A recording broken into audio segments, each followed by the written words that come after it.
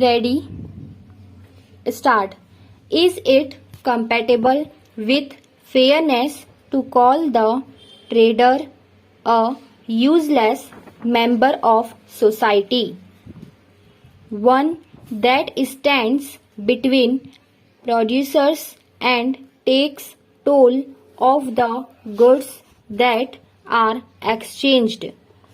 That is a proper question, for we have seen that although money intervenes in order to facilitate exchange, the appropriate fact is that commodities are exchanged for commodities, the pure wheat of Canada for the railway material of Warwickshire, the beef of the Argentina for the woolens made and prepared in Bradford.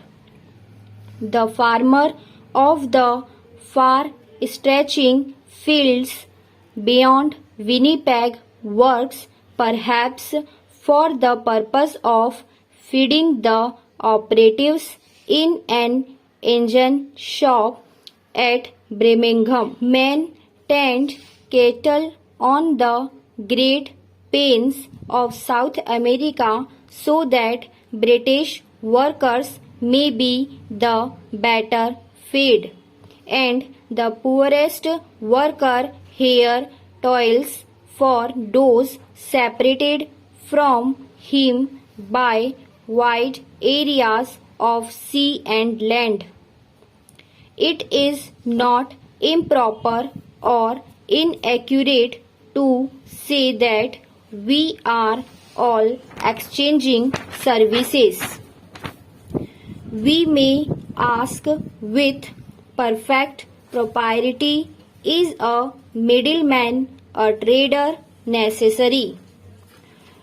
We prepared to say that he is.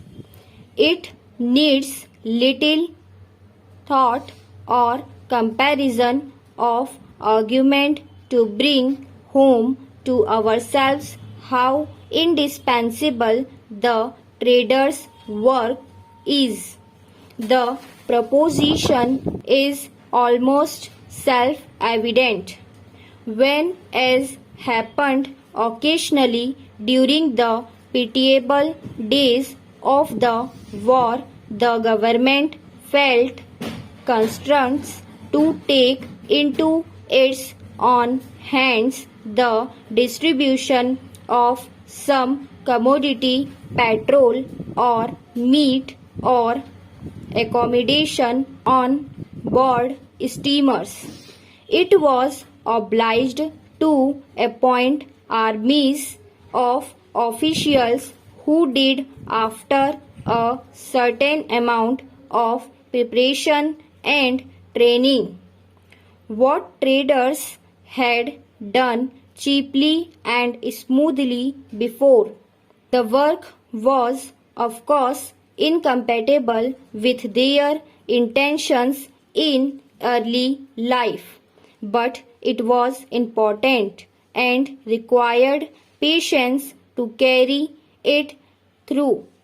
There is no essential difference between the work of the trader and the work of another man. The trader is helping to move products, and to move things is the only act that man is capable of. The trader helps the commodity along its lengthy journey from its production to its consumption. The trader seeks to place commodities where they shall be of most service for men. That is his purpose or business in life. He must know where the best and cheapest commodities are to be head. He must know also where these commodities will satisfy the keenest demand.